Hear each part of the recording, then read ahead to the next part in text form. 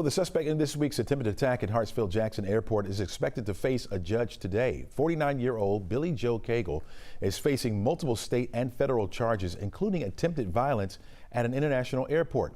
Police say he drove from Cartersville on Monday carrying an AR-15 rifle and 27 rounds of ammo to Hartsfield-Jackson. Officers arrested him after his family alerted them.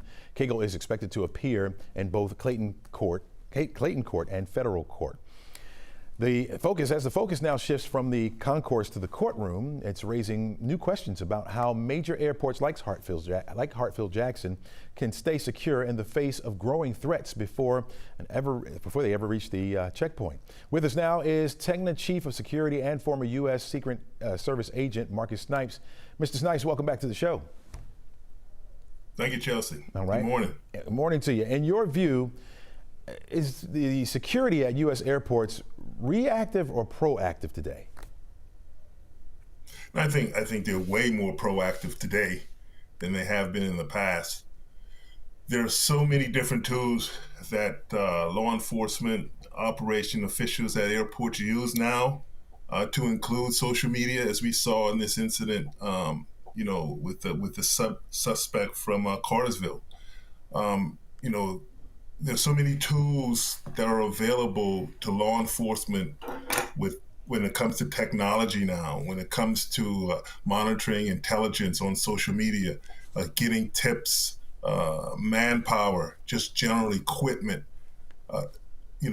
That allows law enforcement and officials at airports today to be way, way more proactive than in the past when they were being reactive, or they had to be reactive because they didn't have the technology, they didn't have the intelligence, they didn't have the cooperation and the interaction between all federal, local, city officials and law enforcement to put together a nice comprehensive security package and apparatus at airports. So I think it's a lot more proactive now. In this particular case, when someone with a weapon gets as close to the curb of the world's busiest airport, what does that tell us about the real vulnerabilities inside and outside of the airport?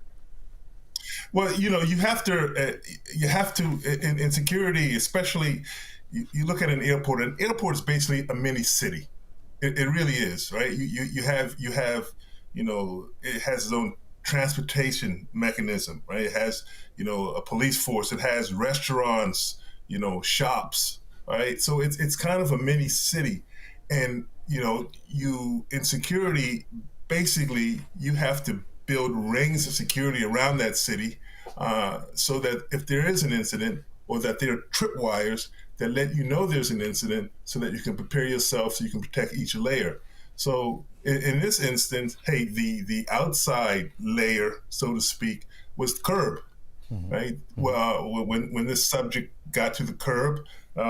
That's the outside layer. That was already tripped because they got the notification. The middle perimeter inside the airport before you get to the magnetometers and TSA, and the inner perimeter being after you leave or get through TSA. So you have these layers that are in effect all the time, that are always up, and that's a basic blocking and tackling way of describing security. And security at an airport, but security at a major event or a stadium, or even within the city or town. It's the same concept. Yeah. Is there technology out there that can detect if a person is carrying a weapon before they enter buildings or before they get on the property of places like the airport? Does that exist today? Yes, it does. It does. There's technology out there, and there's technology that's being tested, and there's technology that's been proven. Where imagery, this thermal imagery, you can see what's underneath a jacket, what's underneath clothing, so to speak. So with that technology, yes, it is possible to detect someone with a weapon or an object that's being hidden. Where you deploy that technology, how you deploy that technology is what's key, and being in the beginning stages of learning this technology and applying this technology, obviously it's expensive. It's extremely expensive, and a lot of times you have to weigh the costs and the risks associated with the costs. Yeah, I got about 30 seconds left. for viewers watching right now, what's the best advice you can get them to stay aware from issues like this or situations like this? You know, I talked to your colleague Shell after the Michigan shooting, and I said, and I'll say it, I'll repeat this, is for the general public is, I know it sounds like a cliche, and we've been saying it for so long now, but if you see something, say something. It's so true, as you saw in this case. And monitoring your friends, your family, social media, comments, their actions. No one knows better than a family member kind of what's in the mind of an individual before they prepare to do something like this individual tried to do. So I would say, hey, stay vigilant, see something, say something, just don't blow it off, notify the proper officials. I think if more people did that and just go, I think it's somebody else might see that and might report that. No, you may be the one, you may be the catalyst to thwart some type of incident. There you go. All right, Marcus Snipes, thanks so much for joining us. Thanks so much for your insight as well.